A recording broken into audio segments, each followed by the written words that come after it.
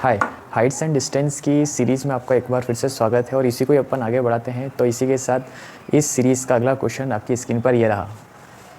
ठीक है, तो सबसे पहले अपन क्वेश्चन पढ़ते हैं और जैसे ऐसा क्वेश्चन में दिया है वैसा कि वैसे ही मैं बोर्ड पे उतारते जाता हूँ, फिर उसको मैं सॉल्व करता हूँ। ठीक है, तो आप ध्यान से सुनना और ध्यान से देखना वीडियो को, और साथ में कॉपी पेन लेके ज़रूर बैठना, ताकि कॉपी पेन आप लेकर के बैठोगे तो आपके साथ साथ में करते जाओगे ना, तब जाके आपसे सॉल्यूशन बनेगा और अच्छे लंबे समय तक याद भी रहेगा। ठीक है, तो सबसे पहले मैं क्वेश्चन पढ़ता हूँ। 2 pillars of equal height at an either side of a road, यानी कि 2 पिलर्स हैं इक्वल हाइट के, तो उस एक रोड के आइदर साइड, यानी एक रोड है जो सीधा रोड गया, कैसा भी गया रोड, तो उनके आइदर साइड यानी आजू बाजू में 2 पिलर्स हैं जिनकी हाइट इक्वल है। तो मैं वो बना देता हूँ पहले। ठीक है, ये देखो, एक पिलर ये रहा, सेकेंड पिलर ये रहा। ठीक है, और ये बीच में ये रोड गया, ये रोड है ना, ये रोड क्या आजू बाजू साइड में है, तो ये इक्वल हाइट है ना, equal height H, equal height H. ठीक है, और जो रोड है फिर आगे क्वेश्चन में दिया विच इज़ 100 मीटर वाइड, यानी कि वह 100 मीटर चौड़ी है।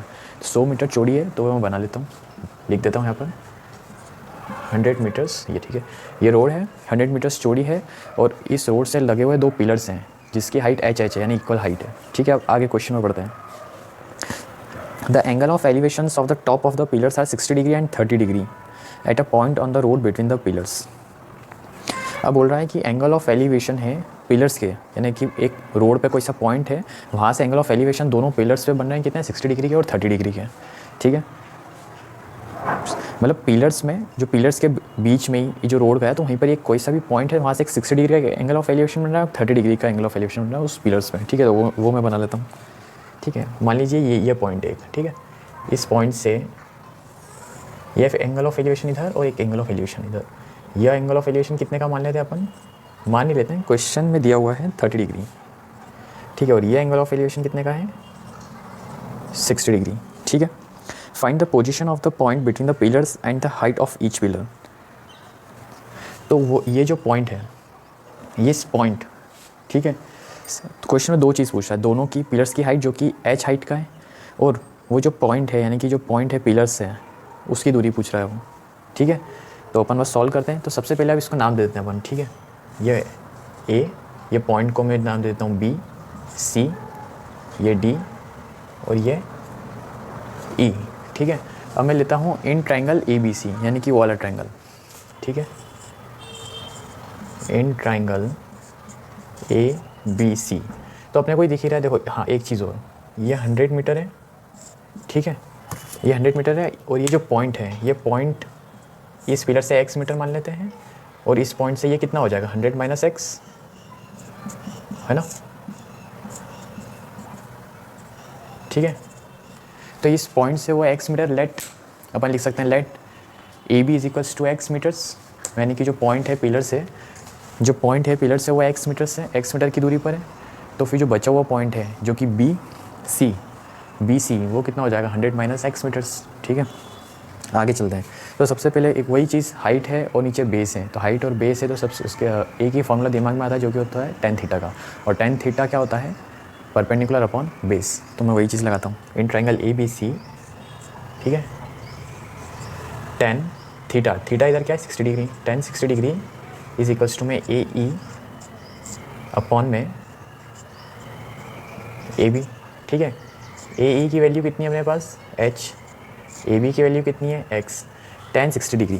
अब tan 60 डिग्री क्या होता है, √3, tan 60 degree √3, tan 30 degree 1/√3, tan 45 degree 1। तो इस तरह से जैसे जैसे क्वेश्चन सॉल्व करोगे वैसे वैसे आपको याद होते जाएंगे। ठीक है, तो tan 60 डिग्री √3, सॉरी √3 है ना, तो ये √3 हो गया। यहाँ से मैं एक काम करता हूँ, h की वैल्यू निकाल लेता हूँ, तो h इक्वल्स टू कितना हो जाएगा, √3x।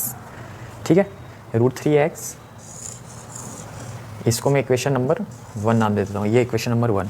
तो इसका मतलब होगा कि जो हाइट ऑफ पिलर, क्या सॉरी हाँ, पिलर की जो हाइट होगी जो कि h है, तो वो कितनी होगी, √3x। तो जो भी x की वैल्यू आएगी उसको मल्टीप्लाई कर देंगे √3 से, तो वो हाइट आ जाएगी पिलर की।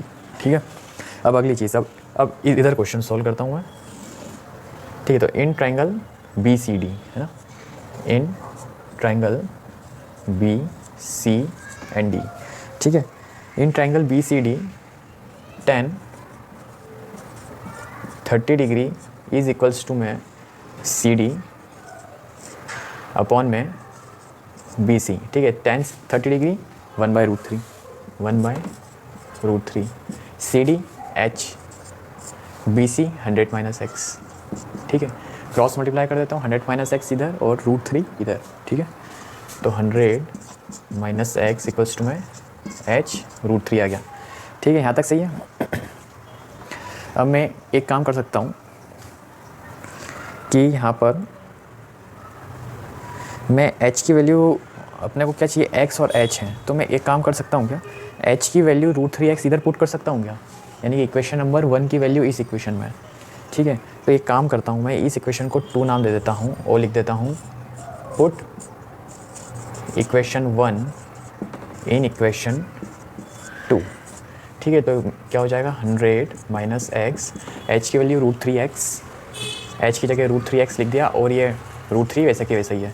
अब √3 × √3 अपन पहले भी क्वेश्चन बहुत सारे सॉल्व करें, तो √3 यानी रूट से रूट का मल्टीप्लाई करेंगे तो रूट हट जाता है और वैल्यू आ जाती है, यानी √3 × √3 3 हो जाएगा, ठीक है। तो ये 100 - x इक्वल्स टू √3 × 3 3, तो और ये x ऐसा कैसे ही 3x, अभी 100 - x है, x को इधर ले आता हूँ तो कितना हो जाएगा 4x, ठीक है। 100 इज इक्वल्स टू में 3x + x, तो 100 इज इक्वल्स टू में 4x, ठीक है। और फिर 4 को मैं अब किधर डिवाइड में ले आऊँगा, तो 100 4 के डिवाइड में आ जाएगा, तो 100 डिवाइडेड बाय 4 कितना होगा 25, तो x की वैल्यू कितनी आ जाएगी 25, तो x इक्वल्स टू 25। और इसी x को, तो ये जो x है, ये जो इस रिक्वायर्ड पॉइंट, यानी कि ये पिलर्स है ना, पिलर्स से जो पॉइंट है, कोई सा एक पिलर से जो पॉइंट है वो 25 मीटर्स की दूरी पर है, ठीक है। यानी कि जो एंगल ऑफ एलिवेशन जो बन रहा है ना 60 डिग्री से, ये x की वैल्यू कितनी हो जाएगी 25 मीटर्स, और यही फिर एंगल ऑफ एलिवेशन दूसरे पिलर पे बन रहा है, वहाँ से वैल्यू उसकी हो जाएगी 75 मीटर्स, क्योंकि 100 मीटर की चौड़ाई है, तो 100 - 25 तो 75, ठीक है। तो 25 मीटर्स है ना। तो अब यहाँ पर आप आंसर में क्या लिखोगे, आंसर में लिखोगे आप required point at a distance, ठीक है। क्वेश्चन में लिख सकते हो the required point is x equals to 25 metres from the distance of first pillar, है ना, ऐसा क्वेश्चन में लिख सकते हो।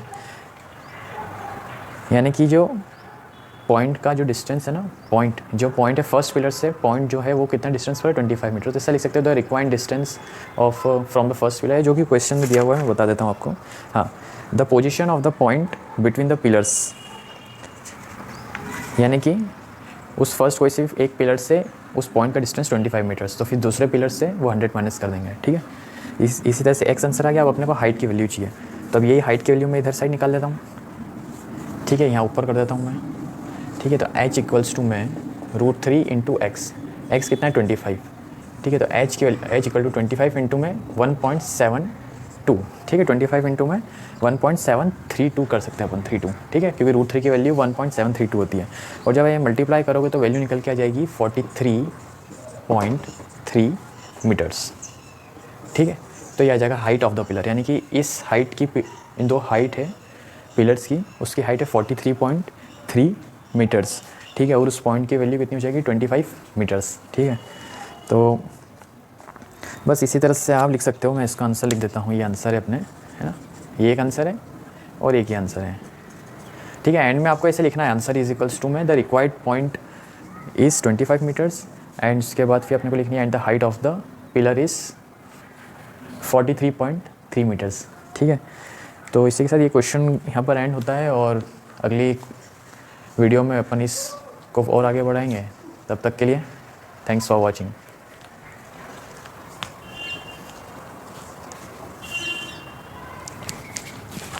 हाँ, एक चीज़ और करेक्ट करनी थी कि ये यहाँ पर मैंने इन ट्रायंगल ABC लिखा था स्टार्टिंग में, जबकि वो इन ट्रायंगल ABE होगा, ठीक है। तो इससे करेक्ट कर लीजिएगा, ठीक है, ABE, ठीक है, ABE होगा, ठीक है।